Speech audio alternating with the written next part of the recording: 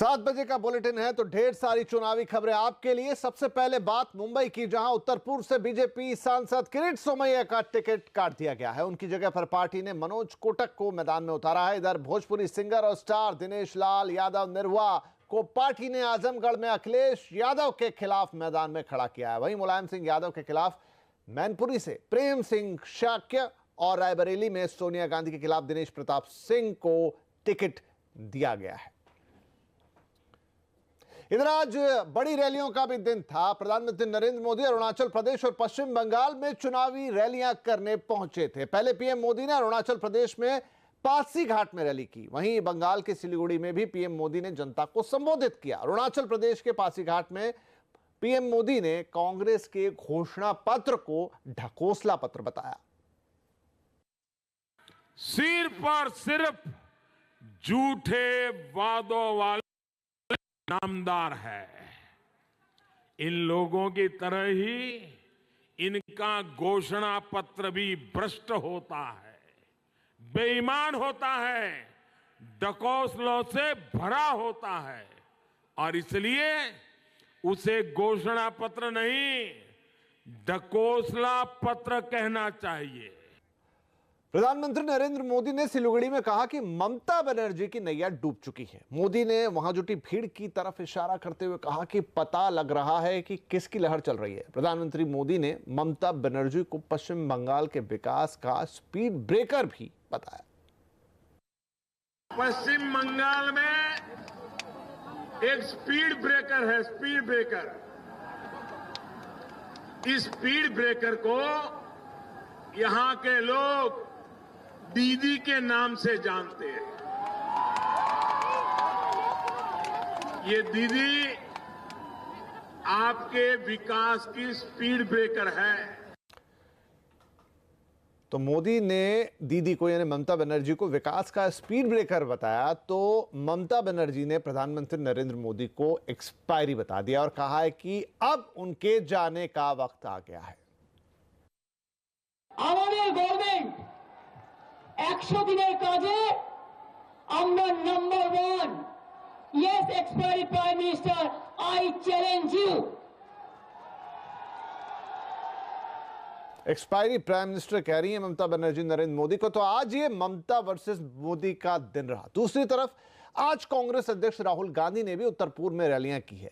असम में राहुल गांधी ने कांग्रेस के घोषणा पत्र पर बीजेपी के हमलों का जवाब दिया। राहुल गांधी ने न्याय योजना का एक नया हिसाब बताया और कहा कि पीएम नरेंद्र मोदी ने 15 लाख रुपए देने का झूठा वादा किया था, लेकिन कांग्रेस पार्टी न्याय योजना में 5 साल के अंदर 3,60,000 रुपए देगी।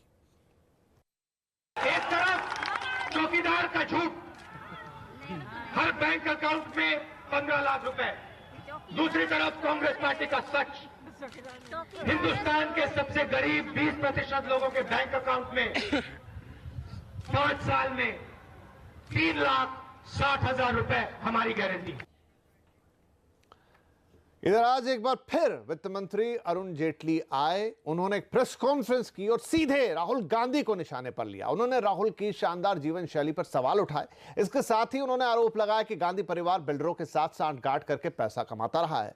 राहुल एक निजी हमला करते हुए जेटली ने कहा कि राहुल बिना सबूत दूसरों पर हमला करते रहते हैं। अगर आपकी पार्टी मानती है कि आप देश की फर्स्ट फैमिली हो,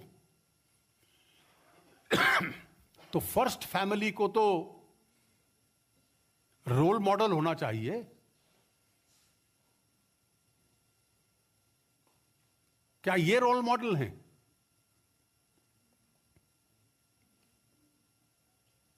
और इसलिए जब आप रोज फर्जी और फरेबी बयान देते हैं अन्य लोगों के बारे में, तो कम से कम आप स्वयं कहां खड़े हैं इसका तो जवाब दीजिए।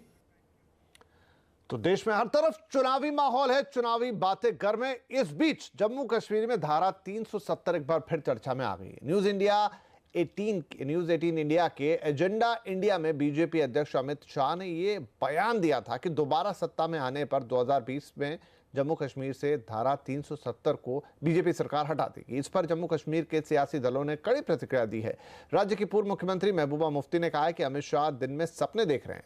उन्हें पता होना चाहिए कि धारा 370 भारत और जम्मू कश्मीर को जोड़ने वाला पुल है। अगर ये पुल टूटा तो यहाँ के राजनेताओं को सोचना पड़ेगा कि वो भारत का झंडा उठाए रखें या नहीं। भगत सिंह के सवाल के मैं क्या बोलूं, उनके अपने जो उनके वालिद महाराजा हरि सिंह उन्होंने 370 के बारे में ये शर्तें रखी जिसको शेख साहब ने एंडोर्स किया है, तो आज उनकी इस किस्म की बात कहना नाकाबिल बर्दाश्त है। मैडम, आपने कल अमित शाह को जवाब दिया था, लेकिन आज उन्होंने कहा 2020 एब्रोगेशन ऑफ आर्टिकल जो है डेडलाइन होगी, तो समझ लीजिए जम्मू कश्मीर का मुल्क के साथ अलहदगी की वही डेडलाइन होगी। बिहार के मुख्यमंत्री नीतीश कुमार शत्रुघ्न सिन्हा को बिहार की शान मानते हैं। नेटवर्क 18 के group editor in chief Rahul Joshi से एक्सक्लूसिव बातचीत में नीतीश कुमार ने कहा कि उनके मन में शत्रुघ्न सिन्हा के लिए सम्मान है, लेकिन वो राजनीति शत्रुघ्न सिन्हा को रियायत नहीं देंगे। शत्रुघ्न सिन्हा आप कहते थे बिहार की शान है, बिहार का गौरव है, क्या उनके खिलाफ कैंपेन करेंगे आप? आज वो आपके विरोध में खड़े हैं। एक फिल्म के इतने बड़े कलाकार रहे हैं और बिहार के रहने वाले थे, इसलिए बिहारी बाबू, और हम लोगों के मन में उनके प्रति इस बात को लेकर बहुत सम्मान का भाव है। लेकिन जहाँ तक पॉलिटिकल बात है, तो पॉलिटिकल बात तो पॉलिटिकल एंगल है ना, उसका उससे कोई रिश्ता नहीं। ये तो फिल्म वाला रिश्ता है नहीं जी, कोई फिल्म के हीरो की बात है नहीं। ये तो जनता के बीच में जाकर आप वोट प्राप्त करना चाहते हैं और संसद के सदस्य बनना चाहते हैं, तो ये तो पॉलिटिकल बात है ना।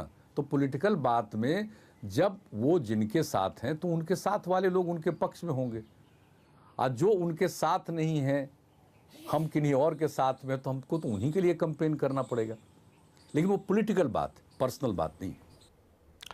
तो आज रात 8 बजे देखिए बिहार के मुख्यमंत्री नीतीश कुमार का नेटवर्क 18 के साथ ये सबसे बड़ा इंटरव्यू।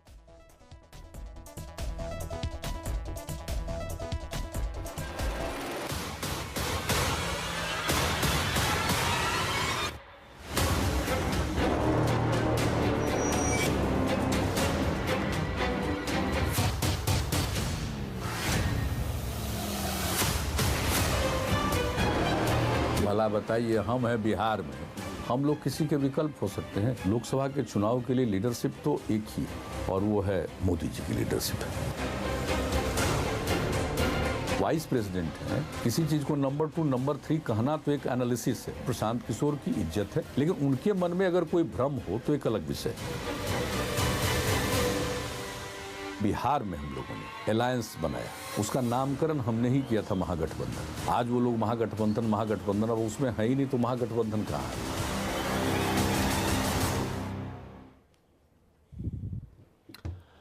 अब हमारी खास पेशकश सीएनबीसी आवाज की चुनाव यात्रा।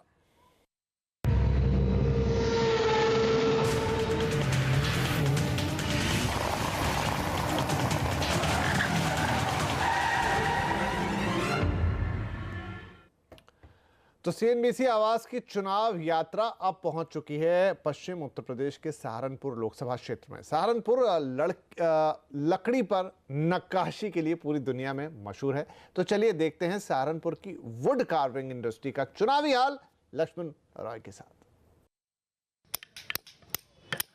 बगैर किसी ट्रेनिंग के लकड़ी पर हाथों से यह खूबसूरत नक्काशी करते लोग सहारनपुर में आसानी से आपको देखने को मिल जाएंगे। सहारनपुर की इसी खूबसूरती के दुनिया भर में लोग दीवाने हैं।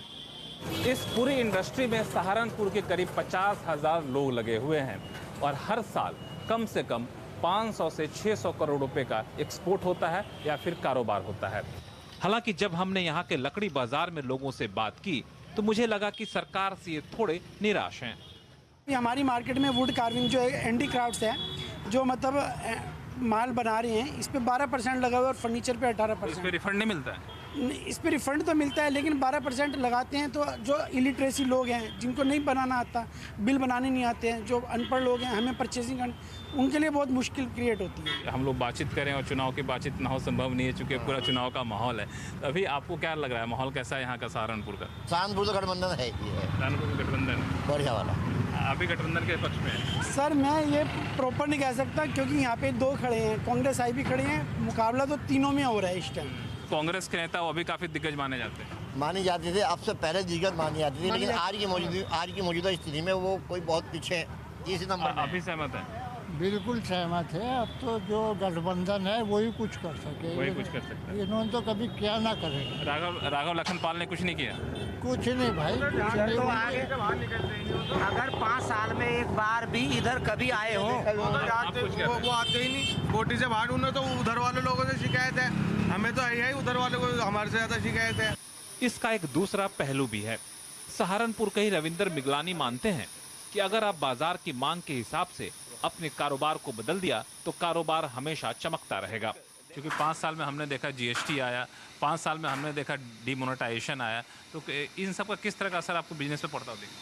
हमको तो 5 साल में कंफर्टेबल लग रहा है, बिजनेस ग्रो कर रहा है, और जीएसटी तो जो लोग सिस्टम पे काम करने वाले हैं उनके लिए कोई प्रॉब्लम नहीं है। जहाँ तक बिजनेस ग्रो करने की बात है, वो अपने वर्किंग के ऊपर डिपेंड करता है। क्वालिटी इशू नहीं आना चाहिए, टाइम पे डिलीवरी होनी चाहिए, नई डिज़ाइनिंग होनी चाहिए। अगर कहें कि बिजनेस के लिहाज से सहारनपुर में जो बेसिक इंफ्रास्ट्रक्चर की ज़रूरतें होती है, सड़कें चाहिए होती हैं, बिजली होता है, बाकी लॉ एंड ऑर्डर होता है, तो उस लिहाज से सहारनपुर को कितना आप पॉजिटिव मानते हैं इंडस्ट्री के लिए? हाँ जी, ये इसमें भी कोई इशू नहीं, क्योंकि रोड्स डेवलपमेंट बहुत अच्छा हो रहा है, जो पिछले कभी 40-50 साल में हमने नहीं देखा, सोचा करते थे, लेकिन बियॉन्ड एक्सपेक्टेशन रोड्स का इंफ्रास्ट्रक्चर बहुत अच्छा बन रहा है। और ये दिखा भी, धीरे धीरे लकड़ी पर हाथों से नक्काशी के साथ साथ मशीनों का चलन भी यहाँ तेजी से बढ़ता जा रहा है। और अब यहाँ के कारोबारियों को चाहत है तो स्थायी सरकार और पुख्ता कानून व्यवस्था की। लक्ष्मण रॉय, सहारनपुर।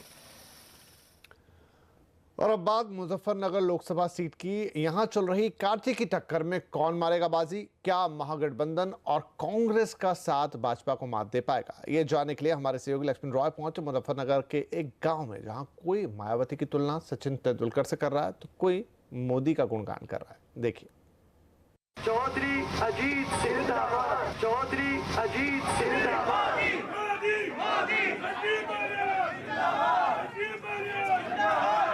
मुजफ्फरनगर में कांग्रेस की तरफ से उम्मीदवार खड़ा नहीं करने की वजह से यहाँ पर राजनीतिक मुकाबला कुछ अलग तरह का देखने को मिल रहा है। हम इस वक्त हैं मुजफ्फरनगर के एक गांव में और जानेंगे कि यहाँ पर राजनीतिक हवाएं कैसी चल रही हैं। तो आज आप काफ़ी लंबे समय से इस इलाके में हो, अभी माहौल कैसा लग रहा है आपको कि बीजेपी के पक्ष में है या फिर बीजेपी के विरोध के लोग भी मजबूत होते जा रहे हैं? अभी तो मजबूत जो है बीजेपी का ही दे रहा है हम लोग। गुंडागर्दी नहीं है, बिल्कुल भी गुंडागर्दी यहाँ पे नहीं है। यहाँ हमारे यहाँ सड़क हर साल बरसात में सड़क लुटक रही थी, जब से बीजेपी की सरकार आई। कोई तो ये 5 साल में यहाँ पे सड़कें बनी है इस गांव में? सड़कें पे भी बनी है। हाँ। बाकी जो पहले तो बहुत हालत खराब थी, सामने रोड थी, यहाँ गड्ढा थे, सड़क बढ़िया सड़क बन रही, सड़कें ही बनी यहाँ पे। और आपको क्या दिखा 5 साल में कोई बदलाव देखने को मिला? हाँ, बहुत बदलाव है। हाँ, सड़कें बनी, गांव में सारों में लाइट लग गई, हर लाइट बहुत अच्छी आ रही गांव में, पहले लाइट भी नहीं आती थी। अच्छा, लाइट आती है? हाँ, बढ़िया लाइट आ रही है। कई लोग ये आरोप लगाते हैं मोदी पे कि रोजगार युवाओं को नहीं मिल रहा है, क्या इस तरह की दिक्कत है क्या? ये रोजगार तो अपनी मेहनत करेंगे रोजगार मिलेगा। अच्छा, यहाँ पे आप तो जाते होंगे, अपने दोस्तों के साथ बातचीत करते होंगे, कई लोग ऐसा कह रहे हैं कि इस पूरे इलाके में जाट वोट जो है बंटने का खतरा है, क्या ऐसा है कि एक जाट यूनाइट है? भाई ज्यादातर वोट तो मोदी पे जाएगी, सब देखने का कौन उठ रहा, सब ये देख रहे हैं कि मोदी है बस। अभी सहमत है इनसे? बस थोड़ा बहुत ही सहमत है, कोई दिक्कत नहीं है। थोड़ा बहुत सहमत है, लेकिन बहुत कुछ सहमत नहीं भी है? नहीं। क्या दिक्कत क्या है? दिक्कत कुछ भी नहीं, काम ठीक रखा, कोई दिक्कत नहीं है। सबको अपना अपना नेता पसंद है। आपको कौन सा नेता पसंद है? मायावती। मायावती आपको पसंद है? मायावती क्यों पसंद है? बस ऐसे ही पसंद हो। जैसे आपको सचिन तेंदुलकर पसंद है, मुझे मायावती पसंद है। आपको मायावती पसंद है। मायावती की सबसे अच्छी बात कौन सी आपको अच्छी लगती है? बस ऐसा सबको अपनी अपनी इच्छा की, और कुछ नहीं। नहीं तो मोदी ने भी काम बढ़िया करा, कोई दिक्कत नहीं की। अब लोग ना कोई गुंडागर्दी कुछ नहीं, नहीं तो यहाँ से सड़क छिद हो जाती। गाँव में भी तो के हल्ले मचे जाते हैं, खेतों वगैरह वो उठा लिया। अब कोई ऐसी परेशानी नहीं है 5-4 साल से। आपको कौन पसंद है, मायावती पसंद है कि मोदी पसंद है? मोदी भी पसंद है, पर ज़्यादा मायावती है। मायावती ज़्यादा पसंद है क्योंकि सब अजीत को ज्यादा सपोर्ट करा इधर से। अजीत को सपोर्ट करते हैं, लेकिन लोग कह रहे हैं कि अजीत बाहर। मोदी तो बहुत सुपर है, पर जो उसके कैंडिडेट है संजीव बालियानी ऐसे हुए, इनमें थोड़ी सी दिक्कत है। वैसे हर साल अलग अलग आनी चाहिए सरकार, हर साल अलग आनी चाहिए। मतलब जैसे 5 साल बाद हर साल सरकार अलग कुछ बदलनी चाहिए। आप भी मानते हो कि कोई सरकार बदलनी चाहिए हर साल? ना जी, हमें तो मोदी चाह। आपको मोदी चाह। मोदी की सबसे अच्छी बात आपको क्या लगती है? मोदी सारा काम अच्छा कर रहा है, देश के लिए सबसे ज्यादा कर रहा है। अगर देश सुरक्षित रहेगा तो हम भी सुरक्षित रहेंगे, जब देश ही सुरक्षित नहीं रहेगा तो हम क्या सुरक्षित है। तो ये यहाँ पे इस गाँव के लोग अलग अलग समुदाय के लोग हैं, लेकिन एक बात हर कोई स्वीकार कर रहा है कि मोदी की सरकार में कामकाज हुआ है, सड़कें बनी हैं, बिजली पहुंची है, लेकिन कानून व्यवस्था भी अच्छा हुआ है। लेकिन कुछ लोग ऐसे भी हैं कि उनको लगता है कि अब सत्ता में बदलाव आना चाहिए। यही वजह है कि इस पूरे क्षेत्र का जो राजनीतिक मुकाबला है वो थोड़ा सा दिलचस्प होता जा रहा है। लक्ष्मण रॉय, मुजफ्फरनगर।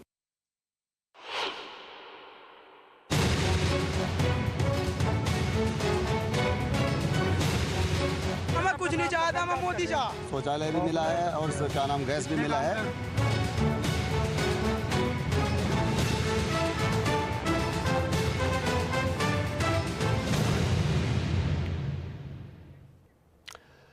और अब चलते हैं गाजियाबाद, जहां पहले चरण में यानी 11 अप्रैल को वोटिंग होनी है। यहां विदेश राज्य मंत्री वीके सिंह दोबारा जीतने के लिए मैदान में हैं।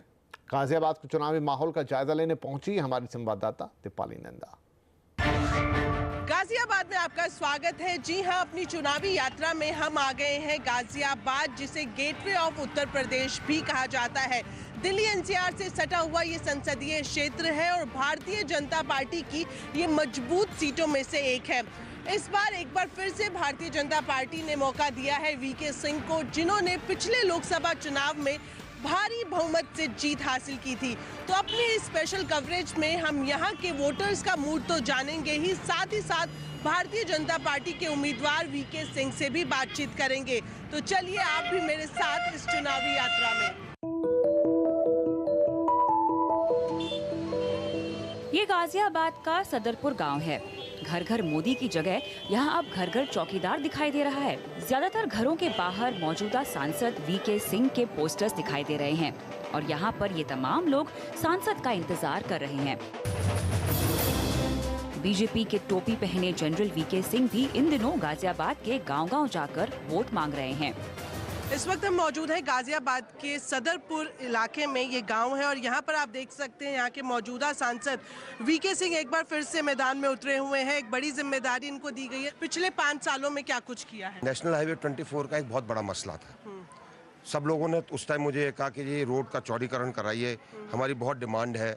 और अब 14 लेन का वो हो चुका है। देश का पहला चरण रैपिड रेल ट्रांजिट सिस्टम का दिल्ली गाजियाबाद से होकर मेरठ जाएगा। हमने डोमेस्टिक टर्मिनल अपना बना दिया, यहाँ पर बड़ी जल्दी उड़ान शुरू होंगी वहाँ से। एक हमारा शहर जो है वो 2 हिस्सों में बंटा हुआ था रेलवे लाइन के कारण, और एक रेलवे ओवरब्रिज की डिमांड थी 40 साल पुरानी, वो बड़ी जल्दी बनकर कंप्लीट हो जाएगा।